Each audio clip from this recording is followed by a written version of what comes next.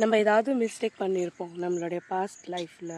We could be bad peoples are நம்ம தெரியாமல் சில விஷயங்களை வந்து பண்ணியிருப்போம். ஸோ இப்போ அட் ப்ரெசென்ட் நம்ம அதெல்லாம் உணர்ந்து ஸோ நம்ம இந்த மாதிரி பண்ணக்கூடாது அப்படின்னு சொல்லிட்டு நம்ம ஒரு வேயில் போயிட்டுருக்கும்போது கொஞ்சம் நல்லவங்களாக வாழ்ந்துட்டு இருக்கும்போது அப்போது காடோட விஷயத்தை கேட்டு அவருடைய விஷன்ஸ் நம்மளுக்கு என்னென்ன கொடுக்குறாரோ அதை பற்றி நம்ம ஃபாலோ பண்ணிகிட்டு இருக்கும்போது சம் பீப்புள் அவங்க வந்து என்ன பண்ணுவாங்கன்னா நம்மளுடைய பாஸ்ட் லைஃப்பை நம்மளுக்கு கொண்டாந்து ஞாபகப்படுத்திகிட்டே இருப்பாங்க. யூ ஆர் தட் பர்சன், நீ அந்த மாதிரி பண்ண, யூ ஆர் நாட் குட் அப்படின்னு சொல்லிட்டு ஞாபகப்படுத்திகிட்டே இருப்பாங்க. ஸோ அந்த ஒரு பர்டிகுலர் டைமில் we couldn't do anything. So இது மினிஸ்ட்ரி பண்ணுற பீப்புள்ஸாக இருந்தால் இட்ஸ் வெரி டஃப்.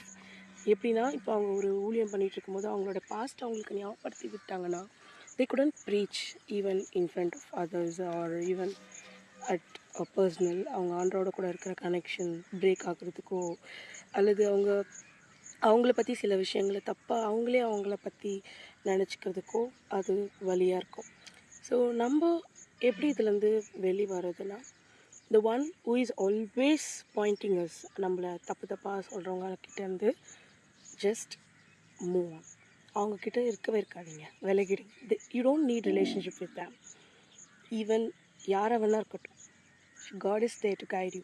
அவர் நம்மளை பார்த்துட்ருக்காரு, அவருக்கு தெரியும் who is good who is wrong.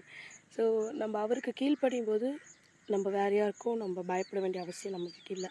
So அந்த அன்னெசரி திங்ஸை வந்து நம்ம கேட்காம இருந்தாலே will live a better life. God bless you all.